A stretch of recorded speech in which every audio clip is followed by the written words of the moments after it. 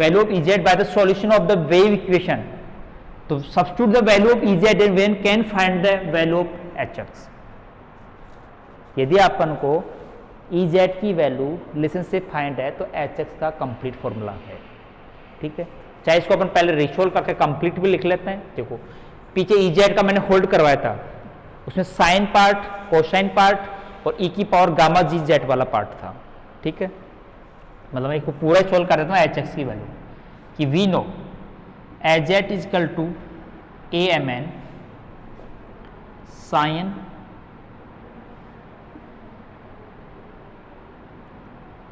N pi upon A X sign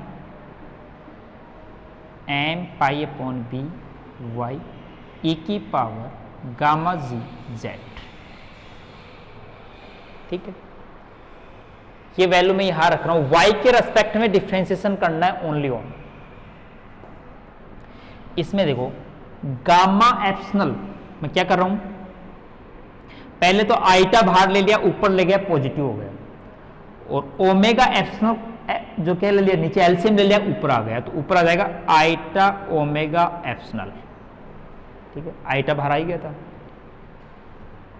gamma G का square plus omega square epsilon square. ये तो इसका रिसोल्विंग part है, जो पॉजिटिव भी हो गया, रिसोल्व भी हो गया। फिर उधर देखो ये वैल्यू यहां रही, y के रेस्पेक्ट के अलग टर्म सारी कॉमन आ जाएगी, a m n बाहर आ गया, sine n pi x upon a भी बाहर आ गया, e की पावर गामा जी जेड भी बाहर आ गया। केवल डिफ्रेंसिएशन में बचा है क्या, sine m pi upon b y. एक डिफ्रेंसिएशन करना है केवल। ठीक है, तो देखो फिर अपन एक बार मैं से एडजस्ट कर लेता हूं, तो साइन का कोस, लेकिन फैक्टर मल्टीप्लेक्स में एम पाई अपॉन बी आएगा और कोस में हो जाएगा, पॉजिटिव रहेगा। आइटा है अपने पास, ए एम एन भी है, फिर आएगा अपने पास एम पाई अपॉन बी भी आएगा, नीचे आएगा बी, तो नीचे आएगा बी गामा जी का square omega square epsilon square, M pi upon B आ गया, sine N pi X upon A, वो बन जाएगा cos M pi Y upon V E की पावर गामा जी जेड। ये एच एक्स का complete value field component. ठीक है, कि अपन एक फील्ड कंपोनेंट कंप्लीटली फाइंड कर लिया बाय द मैक्सवेल रिलेशन से कि इजेड वैल्यू गिवन थी, एच एक्स की वैल्यू भी साइन कोसाइन फंक्शन के टर्म में अपन ने फाइंड कर लिया। ठीक है, ये वैल्यू देख लेना, एच एक्स की वैल्यू, सॉरी एच एक्स की वैल्यू की पूरी वैल्यू ये है, नोट कर लिया। अब मैं दोबारा इन्हीं क्वेश्चन से दूसरे वेरिएबल एच वाई पे सॉल्यूशन पे जा रहा हूं, ये नोट कर लेना, एच एक्स की वैल्यू मैंने कंप्लीट फाइंड कर दी है। अपना टारगेट भी है एच एक्स, एच वाई, ई एक्स और यू आई निकालना। ई जेड और एच जेड पहले से निकाल चुके थे।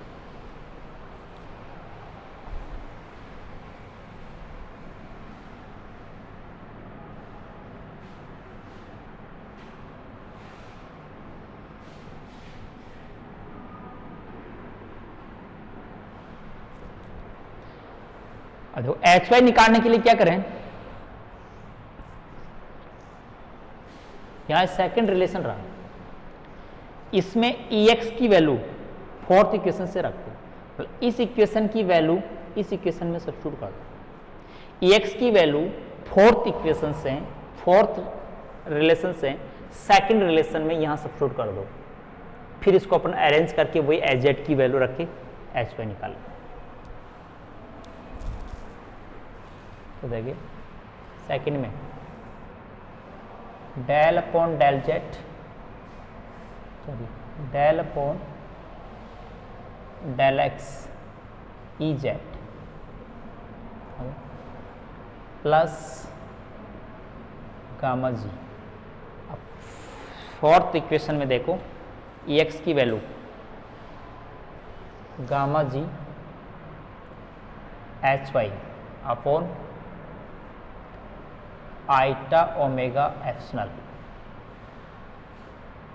ठीक है, is equal to eta omega epsilon H।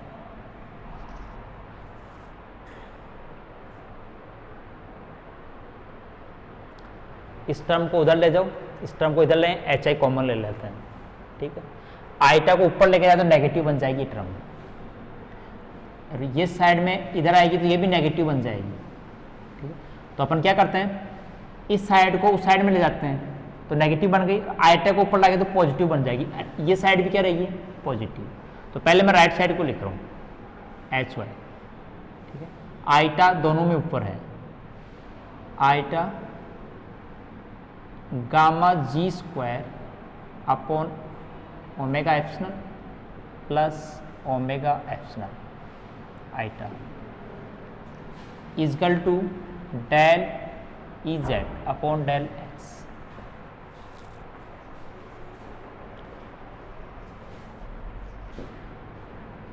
वो गामा इस साइड में ले जाएं इसको,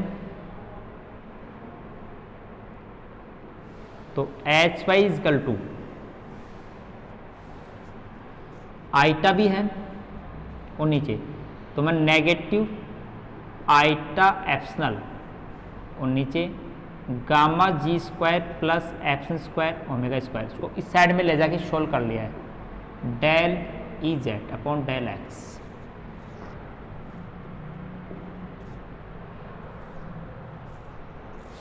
नेगेटिव इसलिए है कि आइटा को ऊपर लेके गए। अब AZ की वैल्यू अपनों गिवन है, सिमिलरली वो भी रख दें,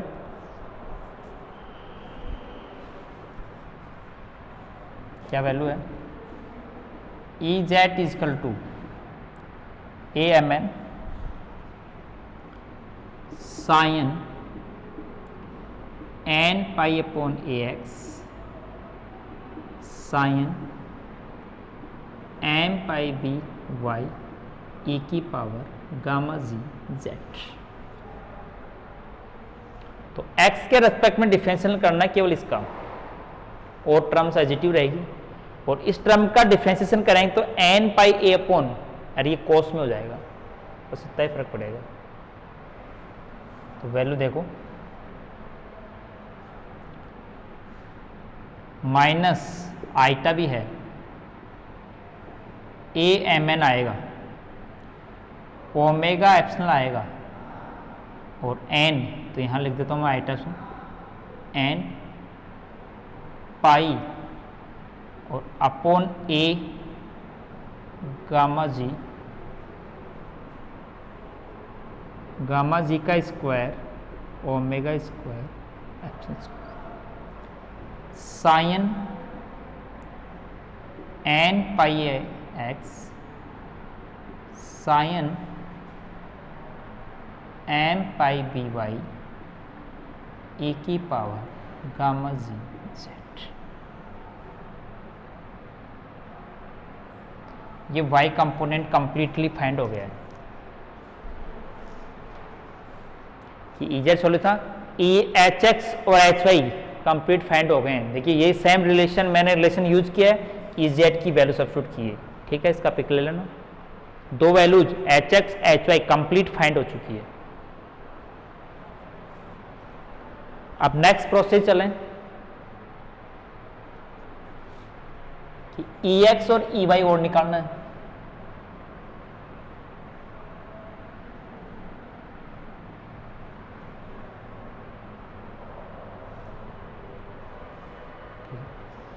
तो देखिए अपने पास यहां एक रिलेशंस हैं,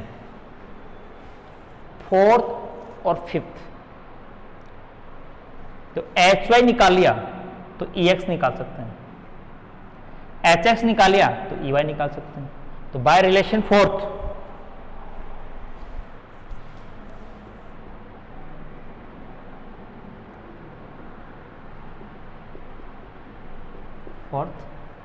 क्या आएगा, EX इजकल टू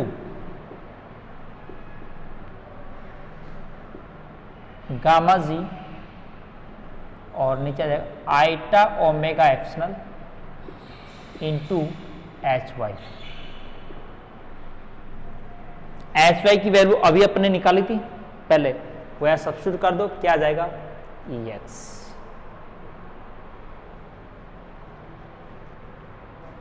फिर सेकेंड वाई रिलेशन फिफ्थ, तो देखो e y equal to minus gamma g upon eta omega epsilon into h x. पहले इससे प्रीवियस में एच एक्स का कंप्लीट सॉल्यूशन निकाल लिया था, वो यहां रख देंगे तो क्या आ जाएगा ई वाई। तो देखो अपने total 6 components of electromagnetic fields find कर चुके हैं। इनका ग्राफ प्लॉट कर दें, वो फील्ड पैटर्न होगा, graph with respect to x and y on the walls. भाई कंडक्टर वॉल्स, अपन यहां कई बार क्वेश्चन आता है draw the field pattern for this mode, इस मोड के लिए। अब मोड तो कौन सा पॉसिबल होगा, वो मोड तो अपन गिवन आगे अपन कैरेक्टरिस्टिक में फाइंड करेंगे, लेकिन एम एन की वैल्यू दे दें तो यहां एम एन के टर्म में ही है। ठीक है, कि अपन फील्ड पैटर्न कैसे निकालेंगे कि अपने पास इसमें रेक्टेंगुलर वेवगाइड की 2 डायमेंशन पर बॉल है। जैसे एक प्लेन है, ये एक्स एक्सिस है, यहां कितना है इसका 0 से लेकर ए तक है, ये क्या है 0 से लेकर बी तक है।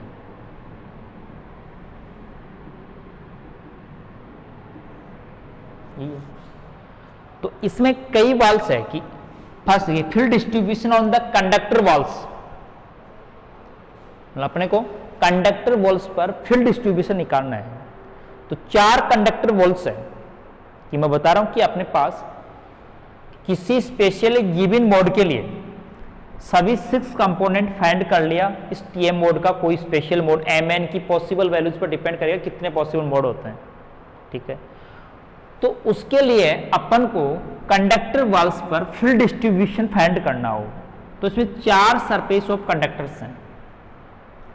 इलेक्ट्रॉन क्रॉस सेक्शन का अलाइनमेंट अपने जो एज्यूम किया था उसके बेसिस पर उससे 4 कंडक्टर सरफेस है। तो मैं field distribution on surface x बराबर 0 पर फील्ड डिस्ट्रीब्यूशन का ग्राफ प्लॉट करना चाहता हूं। तो x बराबर 0 वाला प्लेन कौन सा होगा, ये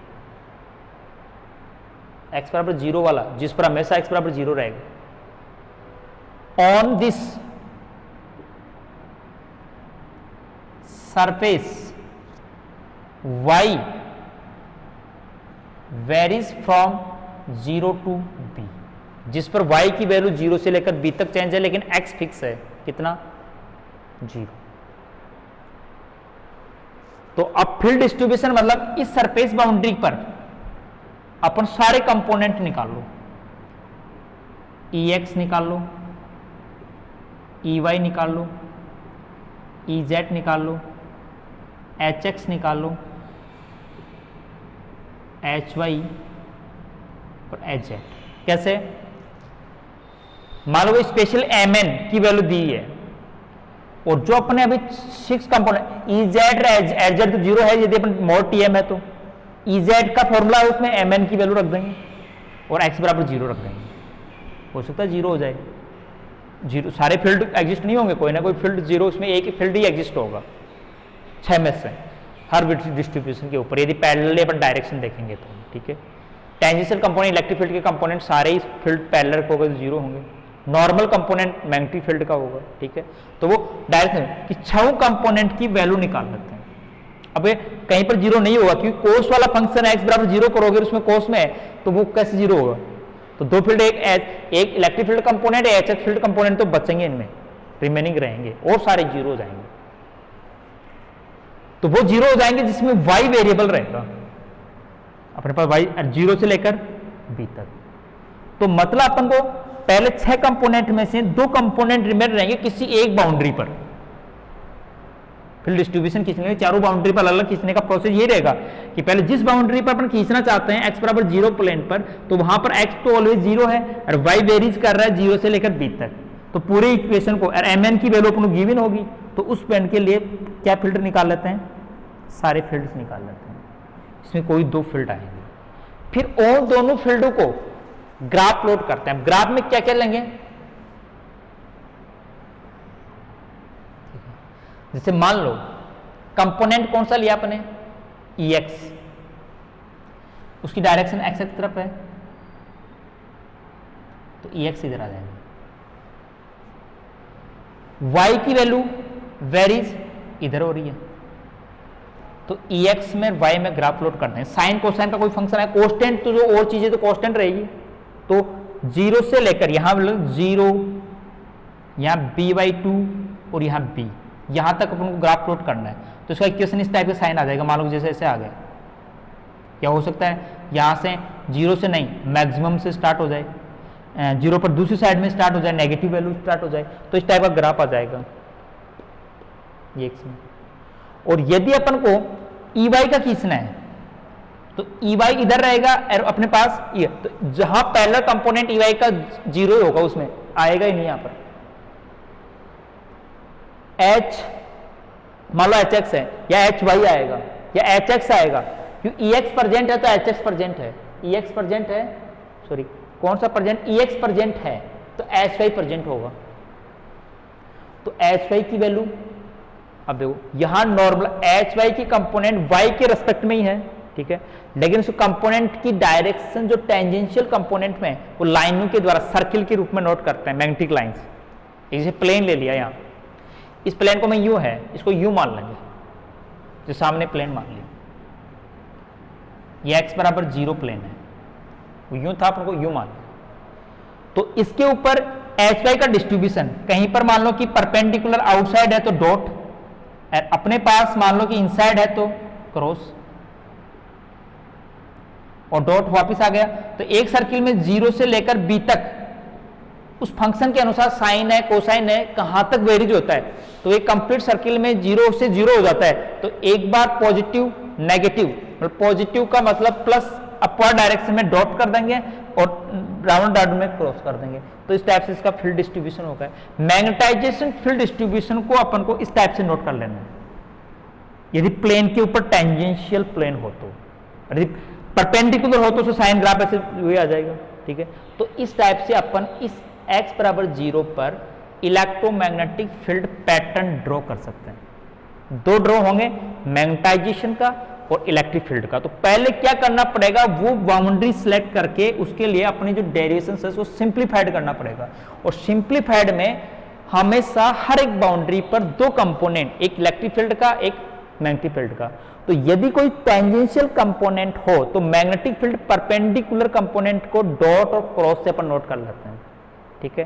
तो वो यहां इस बाउंड्री के ऊपर मान लो कि टेंजेंशियल है, तो टेंजेंशियल के अंदर सर्किल फॉर्म में बन सकता है लाइन। मैग्नेटिक लाइंस क्या होती है, मान लो कि इस साइड से फ्लो है, आगे जाके डायरेक्शन चेंज होने का मतलब उसकी क्रॉस डायरेक्शन क्या हो गई, चेंज हो गई, ठीक है। तो वो अपन कई टाइप के फील्ड डिस्ट्रीब्यूशंस प्लॉट करेंगे कि इस मोड में स्पेशल मोड है M0 10 या 00 या 10 या 11 12, इन मोडों के अंदर तो खींचने का प्रोसेस क्या रहेगा कि ये फील्ड कंपोनेंट अपन को निकालने पड़ेंगे, और उसमें से दो आएंगे, फिर उनका ग्राफ प्लॉट कर देंगे। ऐसे ही एक बाउंड्री पर किया, चारों बाउंड्री पर खींचना है, उसको फील्ड डिस्ट्रीब्यूशन पैटर्न कहते हैं, ठीक है। तो एक आर्टिकल एनालिसिस अपना हो गया, और तो मोड स्पेशल देंगे जब अपन फील्ड पैटर्न भी खींचेंगे। मतलब रेक्टेंगुलर वेवगाइड की TM मोड में फील्ड पैटर्न, फील्ड कंपोनेंट्स का एनालिसिस अपन ने कर लिया, जो MN के टर्म्स में आ गए। अब दूसरा है उसकी कैरेक्टरिस्टिक्स निकालना। अब कैरेक्टरिस्टिक्स एनालिसिस तो उसका रेस्टिगेशन से निकालेंगे।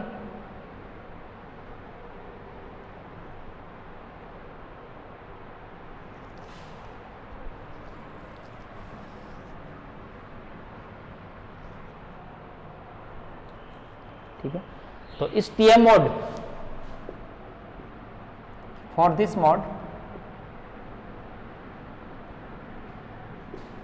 के एक्स स्क्वायर के y square is equal to gamma ji square minus gamma square. ठीक है, यहां गामा की value for the lossless medium, ध्यान रखना पहले अपन जो गामा की वैल्यू एक अंडरूट में निकाली थी अपने, gamma square mu epsilon plus कुछ सिग्मा के टर्म में, वहां अपन को सब्स्टिट्यूट करना है for the lossless sigma equal to 0, lossless medium के लिए, परफेक्ट डाइलेक्ट्रिक मीडियम के लिए। ठीक है, यहां जो गामा की वैल्यू है वो omega square mu epsilon side term इस टर्म के अंदर है। अपने पास यहाँ दो टर्म्स थी गामा के अंदर जब अपन एक free space wave equation solution किया था। ठीक है, मतलब ये इलेक्ट्रिक फील्ड कंपोनेंट के लिए मैक्सवेल इक्वेशन से वैल्यू निकाल लेती है। तो यहां गामा की वैल्यू को पहले फाइंड कर लेंगे फिक्स जो भी है।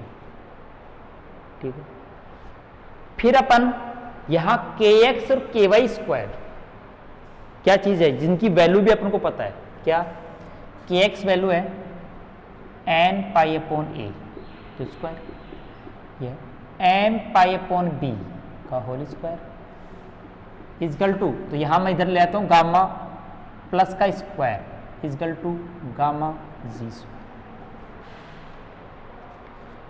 तो मीन्स अपने पास गामा जी इजकल टू आ गया अंडर रूट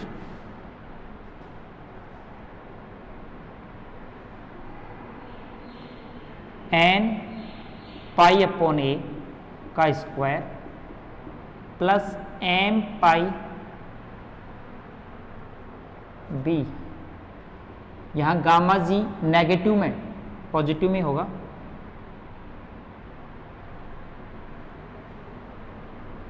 यहां पर अपने पास पीछे देख लेना गामा जी square del upon del Z square को अपन गामा जी स्क्वायर पॉजिटिव ले लिया था और उधर गामा के एक्स के वाई नेगेटिव माना था। सही है, एम पाई बी अपॉन सी स्क्वायर और प्लस गामा स्क्वायर। ठीक, गामा जी स्क्वायर, सॉरी ये तो केवल गामा स्क्वायर वाला फैक्टर है। जहां गामा की वैल्यू एक इमेजिनरी फॉर्म में आएगी, यहां अपने पास जो पीछे इलेक्ट्रोमैग्नेटिक वेव इक्वेशन के सॉल्यूशन के लिए अपन ने ओमेगा एप्सिलॉन और सिग्मा के टर्म में गामा की वैल्यू डिफाइन की थी, वहां पर क्या सब्स्टिट्यूट करना है, सिग्मा इजकल टू 0 की फॉर एस, तो वो गामा की वैल्यू फिक्स यहां रखना है। ठीक है, आगे क्या करना है, ठीक है मैं गामा की एक वैल्यू को फिक्स मान लेता हूं कि वो वैल्यूज है। यहां जो गामा जो वैल्यू है वो फॉर द प्रोपोगेशन इमेजिनरी आएगी, तो प्रोपोगेशन के लिए अटेंडेंसन के लिए नेगेटिव आएगी, सॉरी वैल्यू इमेजिनरी रियल आएगी, क्योंकि अपन एक फैक्टर की बात करें क्यों आएगी इसकी वैल्यू कि EZ is the proportional minus gamma G Z. तो similarly in the free space is the e की पावर माइनस गामा जेड। यदि ऐसा अपन फैक्टर माना तो ये वेव फैक्टर नहीं है, तो अल्टरनेटिव एक्सपोनेंशियली डिक्रीजिंग फंक्शन है, तो should be gamma is the एक इमेजरी क्वांटिटी ऑफ, मैं गामा डैश कर दूं क्योंकि इमेजिनरी क्वांटिटी होगी, कि इमेजिनरी क्वांटिटी है तो ही इसका अपन वेव फैक्टर मान सकते हैं, अदरवाइज यदि रियल क्वांटिटी होगी तो अल्टरनेटेड होगी। ठीक है, तो अपन यहां पर ये निकालना चाहते हैं कि जो गामा जी, जो गामा स्क्वायर है, गामा जी की value for just not propagation, for just propagation, जहां पर अपना जस्ट प्रोपोगेशन स्टार्ट हो सकता है फाइनाइट फ्रीक्वेंसी, क्योंकि ये omega square is a function of the omega, ये एंगुलर फ्रीक्वेंसी का और फ्री स्पेस एंगुलर फ्रीक्वेंसी का फंक्शन होगा। तो यदि एंगुलर फ्रीक्वेंसी की वैल्यू इस टाइप से हो कि गामा जी टेक टू 0, तो यहां पर अपने पास ये भी क्लियर है कि अपने पास वेव प्रोपोगेटिंग फैक्टर इजेड के लिए gamma g should be imaginary, यदि ये इमेजिनरी होगा तो ही वेव की तरफ प्रोपोगेट होगा, रियल होगा तो अटेन्यूएटेड होगा, मतलब डिक्रीमेंट होगा। और जस्ट गामा जी जीरो वैल्यू बताता है कि वहां जस्ट वहां से स्टार्ट होगा। तो अपन कट ऑफ फ्रीक्वेंसी का एक्सपेंशन किस टाइप से निकालेंगे कि फॉर जस्ट प्रोपोगेशन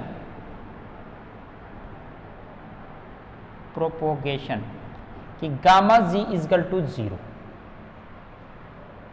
ठीक है, तो इस कंडीशन में अपने पास गामा, यहां पर जो एंगुलर फ्रीक्वेंसी के टर्म में अपन गामा स्क्वायर की value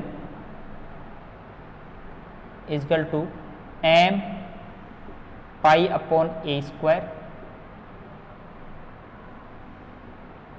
plus N pi upon A, और एक आता है एम पाई अपॉन बी का स्क्वायर, और ये नेगेटिव में आ जाएगा इधर। और यहां जो इस गामा स्क्वायर की जो वैल्यू है वो मैं आपको एक रिजल्टेंट यहां बता देता हूं। इसकी वैल्यू आएगी गामा स्क्वायर में तो आइटा में आएगी, आइटा वो स्क्वायर है तो उसका अंडरूट ले लेंगे, eta omega square mu epsilon. तो फिर भी चेक कर लेना, सिग्मा बराबर 0 रखने के बाद में eta omega square mu epsilon, तो मतलब गामा स्क्वायर की वैल्यू माइनस, वो भी इसके ये अंडरूट में रहेगा फैक्टर, अंडरूट में सिग्मा है, वहां पर आइटा तो बाहर है, अंडरूट में सिग्मा है, तो ओमेगा स्क्वायर म्यू एप्सिलॉन की वैल्यू आएगी।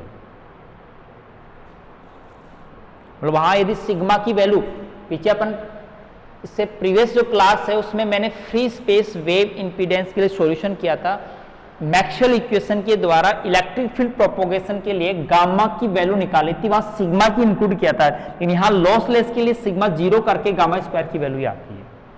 तो मतलब यहां इस फ्रिक्वेंसी पर ये जो वैल्यू है वो हो गई ओमेगा स्क्वायर म्यू एप्सिलॉन, ठीक है, इक्वल टू ये जो फैक्टर है। तो अपन यहां इस फैक्टर को फ्रीक्वेंसी के टर्म में लिख सकते हैं, अपॉन ए का square M pi upon p का स्क्वायर। तो यहां एक एंगुलर फ्रीक्वेंसी ओमेगा का निकाल सकते हैं, वो कट ऑफ फ्रीक्वेंसी होगी। ओमेगा डेरिवेशन कैसे, omega is equal to mu epsilon का अंडरूट हो जाएगा, और यहां अंडरूट हो जाएगा आपके पास एन पाई अपॉन ए का square plus M pi upon B का स्क्वायर। और ये this frequency is the cut off frequency, cut off angular frequency है, तो frequency F C is equal to 1 upon 2 pi under root mu epsilon N pi upon ए का square plus M pi B upon का square is not the cut off frequency for this mode in M N in waveguide. For this value different value जो m n cut off frequency is the different, different type के mode इसमें exist होंगे। तो देखिए अपने पास इस factor analysis से कि जस्ट प्रोपोगेशन के लिए अपने रेस्ट्रिक्शन कंडीशन को सोल्व करके गामा की वैल्यू को वहां क्लियर कर लेना, आप ये पीछे है, इस फॉर्मूले के अकॉर्डिंग यहां कट ऑफ फ्रीक्वेंसी का एक्सपेंशन आता है। अपन वापस आ जाएं गामा जी, तो अपन फेज कांस्टेंट निकालें, तो फेज कांस्टेंट होता है बीटा, देखो इसी एक्सपेंशन से निकालने,